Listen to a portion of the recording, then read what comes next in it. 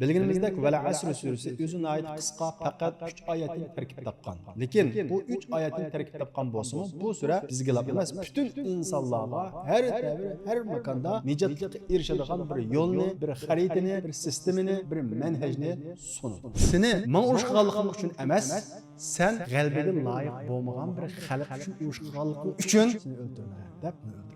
Qanda bir millet, qanda bir xalq yuqarıqa 4 ishni qiladigan o chuqum ziyan. Eksici burada iken o chuqum ziyan ichida. Allah subhanahu wa taala uni qasam qilib turib dedi, qasam qilib turib dedi. Elhamdülillah ve salatu ve selamu ala Resulillah ama ba'd. Esselamu aleyküm ve rahmetullahi ve berekatuhu aziz kardeşler. Biz bugün Allah'ın rahmeti ve fezlilen Kur'an-ı Kerim'ninki ahirki kısa sürelerinden Esr suresini okuyumuz. Yani Vel Asr suresini okuyumuz. Bilginimizdek Vel Asr suresi özüne ait kısa fakat 3 ayetin terkip tapkan. Lekin bu 3 ayetin terkip tapkan bolsumu bu süre bizge lap emas, bütün insanlarga her devir, her makanda nicatlıkka erişadigan bir yolni, bir haritini, bir sistemini, bir menhejni sunudu. Şunun için bu süre şu derecede uluğ sürüyor ki İmam Şafii bu süre hakkında eğer insanlara Kur'an nazil bolmay, şu Vel Asr suresi nazil bolgan bolsaydı, ularga yetetti deydi. Yani Vel Asr suresi öz içiga algan mezmun şu derecede muhim mezmun ki insanın mahiyeti nimish qildiganligini va shundaqla nimish qilish bilan ikkili dunyoda ziyondan qutulalaydiganligini bizga ko'rsatib beradi. Shuning uchun bu sura har bir musulmon uchun intayin muhim bir sura. Biz bu surani o'rganish bilan birga ma'nilarini yodlagan asosda namoz o'qish vaqtimizda shu ma'nilarini zihnimizda hozir o'qisak, ondan keyin bizning hayotimiz o'ng'ishiladi va shundaqla biz har vaqt, har makon ziyondan qutula olamiz. Jannatdan mahrum bo'lishdan iborat bu ziyondan qutula olamiz. Va shundaqla mushu dunyodagi ziyonlardan qutula olamiz. Biz surani o'qish vaqtimizda bu nuqtani texmi tushunamiz. Xo'sh, unda bo'lsa biz surani o'qiylik, ondan keyin oyatma-oyat sharhlab mo'ayla. A'udhu billahi minash shaytonir rojim. Bismillahir rohmanir rohim. Vel asr innal insana lafi khusr إلا الذين آمنوا وعملوا الصالحات وتواصوا بالحق وتواصوا بالصبر. Vel asr. Allah subhanahu wa ta'ala bu ayette esr bilan qasam, zaman bilan qasam deb zaman bilan qasam qilyapti. Innal insana lafi khusr. Haqiqatan barliq insonlar ziyon ichida. İllellezine amenu ve amilus salihat. Lekin Allohga ishongan kishilar, yaxshi, solih amallarni qilgan kishilar va tavasaw bil haqq, haqni, haqiqatni tavsiya qilishgan kishilar va tavasaw bis sabr, sabrni tavsiya qilishgan kishilar bu ziyondan mustasno deydi. Xo'sh, endi biz surani oyatma-oyat tushunishga tirishib baqaylik. Birinchi oyat qaraydigan bo'lsak, Alloh subhanahu va taolo val asr, asr bilan qasam, zaman bilan qasam deb qasam qilyapti. Alloh subhanahu va taolo zaman bilan qasam qilish orqali nimani bildirmoqchi? Alloh subhanahu va taolo qasam qilgan ish muhim bir ish. Alloh subhanahu va taolo katta bo'lg'achqa oddiy narsalar bilan qasam qilmaydi. Eng muhim narsalar bilan, katta narsalar bilan qasam qiladi. Alloh subhanahu va taolo zaman bilan qasam qilish orqali har zamonda, har vaqt ta bo'ladigan cho'ng bir ishdan xabar berishga bizning diqqatimizni tortadi. Va shundaqla Alloh subhanahu va taolo zaman bilan qasam qilish orqali zamonning, vaqtning keyingi oyat keladigan ish shunday muhim ekanligiga ishorat qiladi. Va shundaqla Alloh subhanahu va taolo ba'zi tafsirshunoslar degandek asr bilan qasam qilish orqali asr namozi va asr namozidan keyingi kun petishdan ilgirki vaqt bog'i shunga ishorat qilish orqali ma dunyo hayotiningki ana shunday kun petishga oz qolganligidan iborat bir qiyomatning alomatiga ishorat qilyotidi va bizning diqqatimizni uyg'otadi. Xo'sh, unda bo'lsa Alloh subhanahu va taolo zaman bilan qasam qilish orqali bizning diqqatimizni nimaga tortmoqchi, nimadan xabar bermoqchi? Ikkinchi oyat qaraydigan bo'lsak, buni tushunamiz. Alloh subhanahu va taolo ikkinchi oyatda İnnel insane lefi khusr. Haqiqatan barliq insonlar ziyon ichida. Endi biz ikkinchi oyatni birinchi oyatga bog'lab tushunsak, vaqtga, zamonga ahamiyat bermagan bütün insonlar ziyon ichida deyapti. Yani Allah subhanahu wa ta'ala bu hikoyat orqali bütün insonlar har vaqt, har davrda ziyon ichida bo'ladi. Tuvandagi ishlarni qilmasam, agar tuvanda men deydigan ishlarni qilsa, u ziyondan qutuladi deb Allah subhanahu wa ta'ala tuvanda o'zi xabar beradigan ishlarni qilmagan bütün insonlarniki har vaqt, har zaman, har davrda yesun ziyon ichida bo'lganligidan xabar beradi. Xo'sh, unda bo'lsa, bizningki ikkili dunyolik nijotlik yo'limiz qaysi? Ya'ni biz har vaqt ziyonda bo'lmasligimiz uchun qilishga tegishli ish qaysi? Uning birinchisi illellezine amenu. Allohga iymon etgan kishilar. Ya'ni qalbida o'zini isloh qilib, qalbini to'g'rilab, fikrini to'g'rilab, o'zining nima ish kelganligini bilib, Allohga iymon etgan kishilar bundan mustasno deydi. Ya'ni Alloh subhanahu va taolo bu oyat orqali har vaqt, har davrda ziyondan qutulishning birinchi yo'li iymon deyapti. dunyo taraqqiy qilib ketsin yoki qadimiy davrda yashagan insonlar bo'lsin, birinchi ulab iymon etgan bo'lsa, ular qutulishninki birinchi qadamini sağan bo'ladi deydi. Nima uchun iymon etgan qutulgan bo'ladi? Qaysi jihatda qutulgan bo'ladi? Iymon etgan odam ruhiy jihatda qutuladi va shundaqla dunyoviy jihatda qutuladi va shundaqla oxirat jihatda qutuladi. Yani iman etmagan kişi dunyoga o'zining nima uchun kelganligini bilmaydi. Nereden kelganligini bilmaydi. Nima ish qilganligini bilmaydi. Nega boradiganligini bilmaydi. Ya'ni dunyodagi vazifasini bilmaydi. Bilmagan bo'g'achqa qanday yashaydi? Xuddi g'oyasiz hayvonlarga o'xshash yeydi, ichidi, to'y qiladi, balliq bo'ladi, ondan keyin o'lib ketadi. Undaq odamning hayotininki hayvondan nima farqi bor? Hiç bir fark yok. Ana şundaq aqldan ibaret, tefekkürden ibaret bir nimet berilgen turup, aqlsız hayvanlarga o'xshash yashab ketishning o'zi bir ziyanmi emasmi? Ziyan. Qanda bir davr yassun, qo'ydek yoki boshqa bir hayvondek yeb ichib bilan o'tib ketish u bir cho'ng bir ziyan. Shuning uchun mayli qaysi davrda yassun, qutulishninki, o'zining kimligini bilishninki, nijotlikning birinchi yo'li iymon. Iymon degandan bilamizlar? Iymon degan biz qalbimizda Allohga ishonish deymiz. Amaliyat iymon degan insonning qalbiga qilgan bir xil inqilob bu. U ichki jihatda bir odamning o'zgarishi. Bir adam ben iman ettiğim diyen gap, ben Allah'ın ba işkigelik işendiğim diyen gap, ben özümün vazifesinin nimi işkigelikini bildim, nege bardağanlıkını bildim diyen gap. Yani bunda diyendiğin kim bir insan, bunda bir düşünce kelgendiğin kim bir insan, o adamınki ilgirki düşüncenin hemmisi özgüreydi. O adam ilgirki adam olmaydı. O Muhammed ilgirki Muhammed olmaydı. O Muhammed ilgirki Muhammed'de vurun olmaydı, pas olmaydı. Çünkü o özünün kimlikini bildi, vazifesini bildi, nege bardağanlıkını bildi. Şunun için iman insanını kutuldurdu. Nimeden kutuldurdu? Hayattaki gangraşdan kutuldurdu. Özünün kimlikini tapanmaslıktan kutuldurup, özünün kim ekanligini özüge tuntudu. Ve şundaqla iman pasıplıktan kutuldurup, onu bir yüksek gaya, nişanga yeteklaydı. Çünkü bir adamın kalbiga iman kirgendiğin keyin, onun ilgirki bütün qimmat qarashlarının hammasi özgüreydi.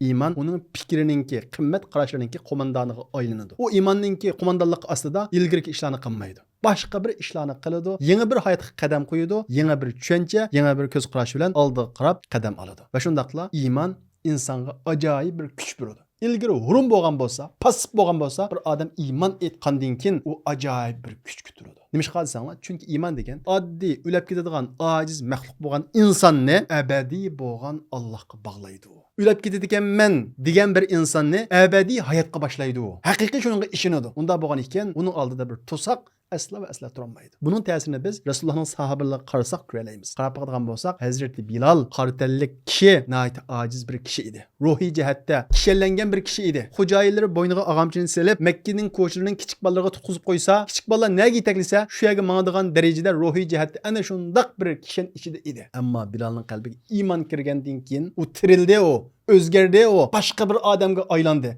Boyniga arg'amchi selib kichik bolalarga tutqizib qo'ysa, gap qilmaydigan Bilal boyniga arg'amchi sağan xo'jayining boyniga qilish tanglaydigan darajada bir kuch keldi, bir jasorat keldi.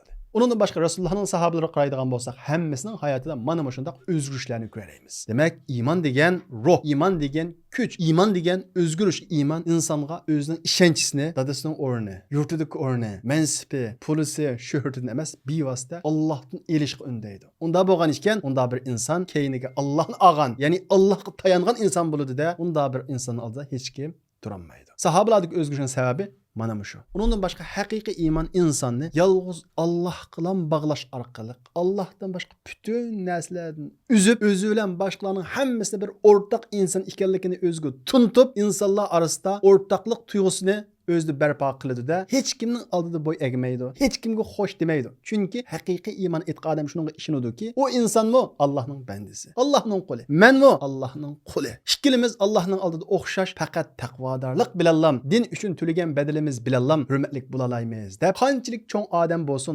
qanchalik hurmatlik odam bo'lsin, uning ko'zida barobar bo'ladi. Yani o iman közü bilen hem adamni beraber qaraydı, beraber körüdü. Onun közüge mensep, şöhret közeyneki takılmaydı. Onun közüge fakat ve fakat iman közü takıladı. Şunun için haqiqiy iman etgan kişi hiç kim üçün horlanmaydı ve özünü harqanmaydı. Özüge bo'lgan ishonchi kuchlik bo'ladi. Chunki o kuchni iman edin, ilahidin ve Allah'nınki va'dalaridan oladi. Va shundaqla iman insonning qalbiga tikilgan bir uruqqa o'xshaydi. Uruq tuproqning ostiga tikilgandan keyin jim turmaydi. Sükut qilmaydi, harakatlanib bixilnadi, shox chiqadi, baraqsallashadi, oxirida meva beradi. Haqiqiy iman dal shunga o'xshaydi. Insonning qalbiga iman kirgandan keyin, men Allohga ishonaman degan bu e'tiqod kirgandan keyin u sukut qilmaydi. Agar qalbingizga iman kirib, sizni bir harakatlantirmasa, sukutni qo'yib qo'ygan bo'lsa, demakki bu iman puchak. Xuddi puchak uruqqa o'xshash. Puchak uruq yerga tikilgandan keyin sukut qiladi. Bir narsa chiqmaydi. İman dal shunga o'xshaydi. Sap sifatlik iman insonning qalbiga kirgandan keyin u bexilnab, u meva beradi. Shuning uchun Alloh subhanahu va taolo Qur'oni Karimda iymonni ajoyib bir go'zal misollarni tushuntirib, alam tara kayfa daraballohu masalan kalimatan tayyiba. Allohning mundaq bir misol ko'rsatganligini ko'rmadingmi? Kalima tayyiba, ya'ni iymon kalimasi, iymon go'yo yiltizi yerning ostida bo'lgan, shoxlari osmonga taqashgan, Parvardigorning izni bilan vaqti-vaqtida meva berib turadigan bir daraxtga o'xshaydi. İsil daraxtga o'xshaydi. Alloh kishilarga vaz nasihat olsin deb ularga nurg'un misollarni keltirdi deydi. Demak, iymon dal shunga o'xshaydi. Qalbga tikiladi, uning shoxlari osmonga taqishadi. Ya'ni u kuchlarni oladi, osmondan, Allohdan oladi. Shuning turkusida meva beradi har vaqt. Demak, bixlanmagan, shox chiqarmagan, meva bermagan iymon uningda masala bo'lgan iymon hisoblanadi. Shuning uchun bu surada qutulishninki, ya'ni ziyondan qutulishninki ikkinchi qadami sifatida iymonning mevasidan xabar beradi. O qaysi? Ya'ni qutulishning ikkinchi yo'li va amilus solihat. Salih amallarni qilganlar. İkinci olup salih amallarni qilganlar har vaqt, har zaman ziyondan qutula oladi deydi Alloh subhanahu va taolo. İman kirdi qalbimizga. Shuni turkusida biz salih amallarni qilgan bo'lsak, ondan keyin biz ziyondan qutula olamiz. Xo'sh, unda bo'lsa, salih amal degan nima? Salih amal degan vaqtimizda bevosita qalbimizga nima keladi? Namoz keladi, zikr keladi, duo keladi. Shunaqo, hammasi salih amal. Ammo mushulam salih amal emas. Bu salih amalniki bir parçası, bir qismi. Salih amal har bir musulmonniki bütün hayot sistemasining hamma tarafini o'z ichiga oladi. Ya'ni insonga foydali bo'lgan bütün ishlar, meli shaxsiy foydali bo'lsin, meli dunyoviy foydali bo'lsin, meli oxiratga foydasi bo'ladigan bo'lsin, insonga foydali ishlarning hammasi salih amal. Namaz salih amal, ro'za salih amal, hac salih amal, shuningdek o'qish salih amal, o'gitish salih amal, kitob o'qish salih amal, halol rizq deb niyat bilan tijorat qilish salih amal, shirkat korxonalarni qurish salih amal, musulmonlarning manfaati uchun har xil texnikalarni o'rganish salih amal, musulmonlarning manfaati uchun turli bilimlarni o'qish, mayli u fizika bo'lsin, ximiya bo'lsin, matematika bo'lsin, musulmonlarning manfaatini ko'zlab, mushu ilmlarning hammasini o'qish bu salih amal. Salih amal yolg'iz diniy ishlarga va yoki bir kishilik ibodat bilan qartilmaydi. Agar bunda qartib qo'ysak, dinni to'g'ri tushunmagan bo'lamiz. Salih amal Qur'on Karimdagi ana shunday jihodga tayyorlik qilinglar dedi ya, uningga sabab bo'lgan bütün narsalar, insonga foydali bo'lgan bütün narsalarning hammasini o'z ichiga oladi. Mushlarning hammasini qilgan vaqtimizda, ondan keyin biz ziyondan qutula olamiz. Biz salih amalni kamtik tushunib olib, uni faqat ibodat bilan qartib olib, boshqa ishlarga qaratmasak, biz ziyondan yana qutulolmaymiz. Shundaqla bugungi kunimizda musulmonlarning ziyon ichida qilishi ma dunyoda ana shunday salih amalni to'g'ri tushunmaganligi va salih amallarninki hammasini qilmaganligi, kamtik amal qilganligi sababli. Biz yuqorida dedik, ziyondan qutulish oyatiki, dunyo va oxiratlik ziyondan qutulish. Oxiratdagi ziyondan qutulish, mushu dunyodagi ziyondan qutulish. Qanday ziyondan? Mahkumlik ziynidan, zulm ziynidan va shuning o'xshash ziyonlardan qutulishningki yo'li bu. Qaysi? Salih amal. Salih amal biz yuqoridagiimizdek bizni kuchlantiradigan, shundaqla bizni zulmdan qutuldiradigan va shundaqla zulm qarshi bo'lgan bütün harakatlar,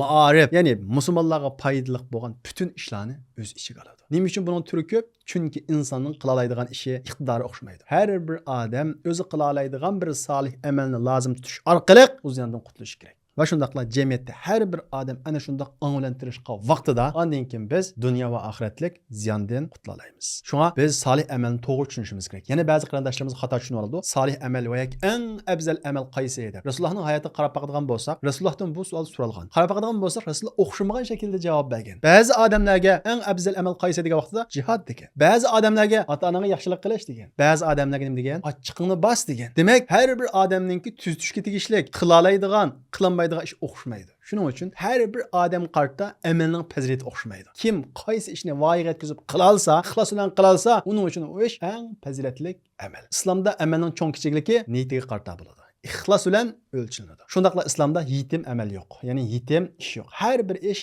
o'z o'rnida qimmatli, hech qanday bir salih amal chetga qilmaydi. Muhimi ixlos bilan qilish, o'z o'rnida voyaga yetkazib qilish. Demak, har davrda, har vaqtda ziyondan qutulishning ikkinchi qadam qasi ekan, iymonning mevasi bo'lgan salih amal. Salih amal degan nima ekan? Biz bayat degandek, hayotimizning hamma qismini o'z ishiga oldigan musulmonlarga foydali ishlarni o'z ichiga oladi. Üçüncüsü ziyondan qutulishninki Allah subhanahu wa taala oyati deydi. Va tawasqaw bil haqq. Haqiqatni tavsiya qilish Allah deydi. Xo'sh, biz iymon etdik. Iymonimiz mevbadi. Ondan keyin nima qildik? Salih amallarni qildik. O'zimiz qila oladigan yaxshidan birini qildik. Endi mushu yetamdi ziyondan qutulishga yetmaydi. Üçüncü qadam bu. O qaysi? Haqiqatni tavsiya qilishimiz lozim. O'zimiz bir haqiqatni tunudikmi? Bir yaxshini qildikmi? O'zimiz bilan ko'paylanmay atrofimizga uni tarqatishimiz lozim. Boshqalarga tavsiya qilishimiz lozim. Boshqalarga tavsiya qilmadikmi? Yana ziyondan qutulmaymiz.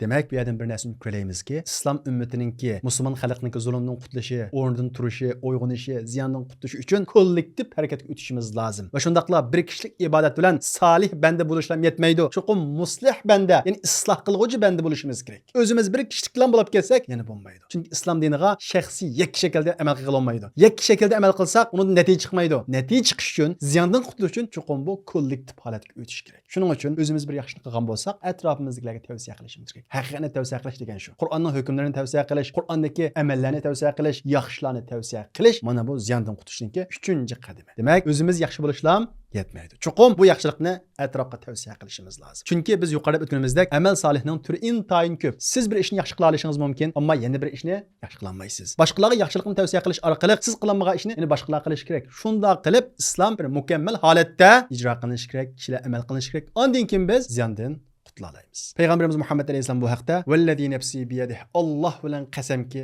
sila ya ma'rufqa yaxshilikqa kishilarni buyuruysizlar. Bir kishilik musulmondoshliklarni o'tmaysizlar. Boshqalarni yaxshilikqa buyuruysizlar. Va shundaqla boshqalarni yomonlikdan tutsizlar.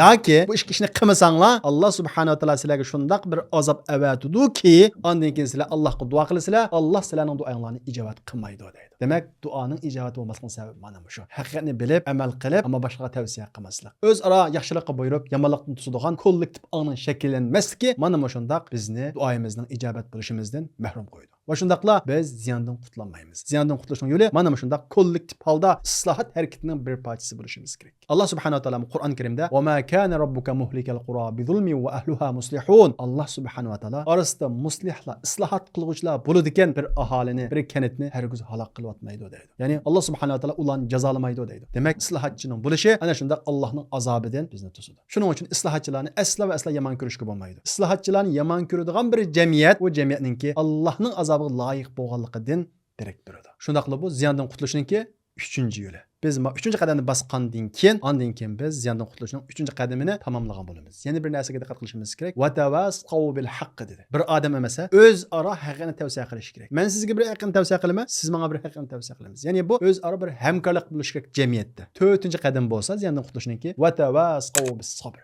Sabrni tavsiya qilish. Yuqorida qaraydigan bo'lsak, iymon qalbimizga kirib, bexilinib, meva beradi. Nimani? Amali solihni. Solih amalni qilamiz. Bu 2-qadam. Shundaqmi? 3-qadam haqni tavsiya qilamiz. 4-qadam sabrni tavsiya qilamiz. Nima uchun? Bu iymonning mevasi bo'lgan amal, solih amallarni qilish, uzun mezgil davom qilish, natija berguchi qilish sabr talab qiladi. Chunki Alloh yo'lidagi solih amalninki har qanday bo'lsin, uning jafosi bor. Unga turli to'salg'ular keladi, turli besimlar keladi, hatto uni haqoratlaydiganlar chiqadi. Hatto masalan Alloh yo'lida bir da'vat qiluvchilarningmi, kitob yozuvchilarningmi, ya'ni Alloh yo'liga chaqiruvchilarningmi uning oldiga chiqib, uni haqoratlaydigan, ayiblaydigan, tuhmat qiladigan, masxir qiladigan turli uningga to'salg'ular chiqadi. Mana shunda oldimizga to'salg'ular chiqqan vaqtida sabr qilib, chiday olgan vaqtimizda, kenimizga yanmagan vaqtimizda ondan keyin biz ziyondan qutulalaymiz. Chunki islomdagi har qanday bir solih amal sabr talab qiladi.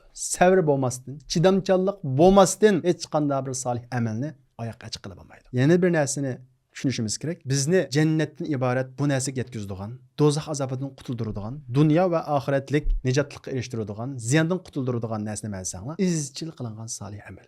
Mayli u dunyoviy ishlar bo'lsin, mayli oxiratlik ishlar bo'lsin. Inson bir ishni izchil qilgan vaqtida, keniga yanmagan vaqtida, ondan keyin umrining barakati bo'ladi. Ondan keyin uningdan natija chiqadi. Shuning uchun bu yerda sabr tavsiya qilindi. Chunki har qanday bir solih amalninki besimi va uningki nurg'ulgan yuklari va shundaqla solih amal qiluvchilarning oldiga turli to'salg'ular chiqadi. Hatto shu Alloh yo'liga chaqiruvchilar bo'lsin, yoki ma'rif sabida xizmat qiluvchilar bo'lsin, yoki siyosiy sohada xizmat qiluvchilar bo'lsin, hatto Alloh yo'lida kurash qiluvchilar, jihad qiluvchi mujohidlar bo'lsin, ularning oldiga ajoyib to'salg'ular chiqadi. Shayton chiqadi, odamiy shaytonlar chiqadi, ularga tuhmat qiladi, haqorat qiladi, yo'lingizni to'smoqchi bo'ladi. Agar biz yo'limizda Alloh uchun mangan bo'lsak, sabr qilib turib, keyniga chekinmasligimiz kerak. Keyniga chekinmagan vaqtimizda, ondan keyin Alloh subhanahu va taolo uningga to'liq savob beradi va shundaqla mohiyatda uning natijasi ko'radi. Unda bo'lmaydi ekan, sabr qilolmaydi ekansiz, qanchalik badal to'lagan bo'lang, uning mevasini ko'rolmaysiz. Uning misolini biz bugungi hayotimizdami ko'raylik. Mayli u tijoratga o'xshash dunyoviy ishlar bo'lsin, va yoki jihodga o'xshash oxirat ishlari bo'lsin, uningda izchillik intayin muhim. Izchil bo'lish uchun, doimiy bo'lish uchun nima kerak? Sabr kerak.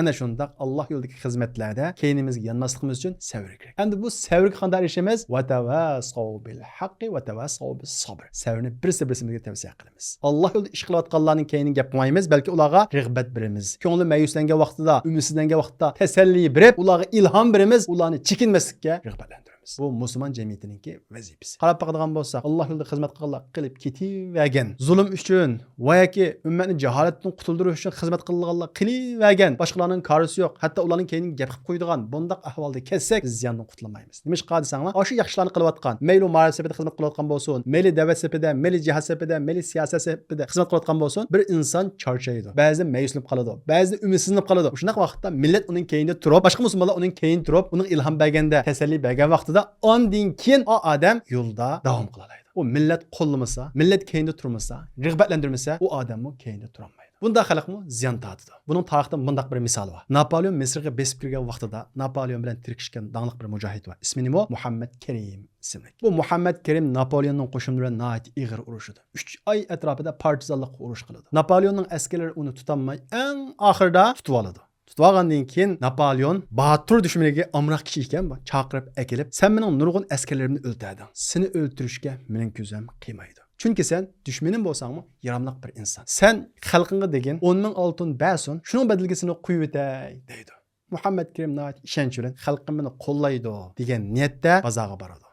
Qo'llarda kishan, askari keyinda bozorga berib, tijoratchilarning qashig'iga berib, men hozir asirga tushib qoldim. Men sizlar uchun urush qildim. 10 ming oltin bersanglar, meni qo'yib beradigan bo'ldi. Degandan keyin bütün tijoratchilar uningdan yuz o'raydi. Hatto ba'zilari mushuning sababidan bizning tijoratlarimiz oqmadi, tijoratlarimiz kasatlashib qoldi deb uni keyinni qilib oladi. Kurashgilimi unumaydi. Muhammad Kerim nihoyat mayuslangan holda Napoleonning oldiga boradi. Napoleon qani oltin akaldimi degandan keyin, "Yo'q, akamidi. Chunki xalqim bermadi." Degandan keyin Napoleon, "Seni o'ltiraman. Seni men urush qilganliging uchun emas, sen g'albiga loyiq bo'lmagan bir xalq uchun urush qilganliging uchun seni o'ltiraman" deb uni o'ltirib o'tdi. Bu voqeadan qanday dars ola olamiz? Bir xalq o'zining qahramonini qo'llamasa, uningga rag'bat bermasa, uni ilhomlantirmasa, u millat g'albiga loyiq emas. O millat ziyon ichida. O millat ziyondan qutlanmaydi. Shuning uchun Alloh subhanahu va taolo ziyondan qutulishning 4-yo'lda nima dedi? Va tavassal bo'lsin. Sabrni tavsiya qilish qiladi deydi. Sabr qilganlar emas, o'zi sabr qilish, va shundaqla boshqalarga sabrni tavsiya qilish. Alloh yo'lida aziyat kuchirganlarga sabrni tavsiya qilish. Bu sabrni tavsiya qilish kichki bir beshimizga musibat kelgan vaqtida o'zimiz sabr qilish, va shundaqla boshqalarning beshiga musibat kelgan vaqtda uningga sabrni tavsiya qilishdan boshlansa, yuqorisi mana shunda Alloh yo'lida xizmat qilayotganlarga ilhom berish, sabr qilishga undash, chidamchan bo'lishga undashni o'z ichiga oladi. Mushunda qilinmasak, biz ziyondan qutulmaymiz. Buning tarixda nurg'unlagan misollari bor. Va savrni hargiz xato tushunib qolmaylik. Biz ilgari savrni qanday tushunatdik? Jim turish, shundaqo, harakat qilmaslik, savr degan gap harakat qilish yo'lida chidamchan bo'lish deganlik bo'ladi. Va shundaqla mana bu shundaq chidamchan bo'lishni o'z ara birisi-birisiga tavsiya qilish qalla, ondan keyin ziyondan mustasno deydi Alloh subhanahu va taolo bu surada. Demak, Alloh subhanahu va taolo bu surada har vaqt bütün insonlarningki ziyondan qutulishninki bir retseptini bizga sunadi. Uning birinchi yo'li iymon aytish, ikkinchi yo'li salih amallarni qilish, uchinchi yo'li haqni tavsiya qilish, to'rtinchi yo'li sabrni tavsiya qilish. Beshimizga bir musibat kelsin va yoki toat ibodat yo'llarida qiyinchilik uchrayli, mushaqqat qilayli, sabr qilish va yoki boshqalar shunday uchragan bo'lsa, ularga sabrni tavsiya qilish. Va shundaqla salih amallar yo'lida jafoga uchraganlarga hamdamda bo'lish, tasalli berish, ularni ilhomlantirish va ularni qo'llash. Qanday bir millat, qanday bir xalq yuqoriga 4 ishni qiladi ekan, u chuqum ziyondan qutuladi. Aksichi bo'ladi ekan, u chuqum ziyon ichida. Alloh subhanahu va taolo uni qasam qilib turib dedi, qasam qilib turib dedi. Bu suradan aldigan muhim nuqtalarimiz birinchisi, Alloh subhanahu va taolo bizga bu surada nimani bildirdi? Nijotlik yo'lini bildirdi. Biz yuqorida sanab o'tdik. Ya'ni dunyo va oxiratlik nijotlik yo'limizni bizga ko'rsatdi. Ikkinchisi, Alloh subhanahu va taolo val asr zamon bilan qasam deyish orqali yuqorida biz sanab o'tgan 4 bosqichlik nijotlik yo'li va ya, mushu nijotlik yo'lninki vaqt ustiga qurilganligi. Shuning uchun vaqtiga ahamiyat bermaganlarningki, ya'ni shu ziyondan qutulmaydiganligiga Alloh subhanahu va taolo ishorat qildi. Uchinchisi, bütün insonlarningki mayli qaysi davrda yashsin, yuqorqi 4 ishni qilmasa, ziyon g'arq bo'lganligidan xabar berdi. Bugungi kunimizga qaraydigan bo'lsak, taraqqiy qilgan Allah qarayli. Moddiy jihatdan nurg'unlagan tuhfalarni yaratgan bo'lsa-mu, lekin oila deymiz, ruhiyat deymiz, nurg'unlagan jihatida chirib meng'atadi. U jamiyat yiqilish qarab meng'atadi. Ma'lum jihatda taraqqiy qilganday qilgan bilan Allohning sistemasiga, Allohning yo'liga mangmaydi ekan. Oxirgi natijada ma dunyodami ziyon ichida, oxiratdami ziyon ichida. Allohning hayot sistemasidan boshqa hech qanday bir sistema ma dunyoga mos kelmaydi. Boshqa sistemada manganlar ma'lum muddat mangadi, ammo u jamiyat, u davlat chuqum vayron bo'ladi. Ruhiy jihatda, ma'naviy jihatda, oxirda moddiy jihatda mahkumlikka mubtalo bo'ladi. Buningga shaksiz imo etishimiz kerak. Alloh subhanahu va taolo hammamizni bu 4 bosqichlik nijotlik yo'liga amal qilishga nasib qilsin Alloh subhanahu va taolo. Bizga haqiqiy Allohga tutashgan bir iymon ato qilsin. Va oxiru da'vana alhamdulillahi robbil alamin.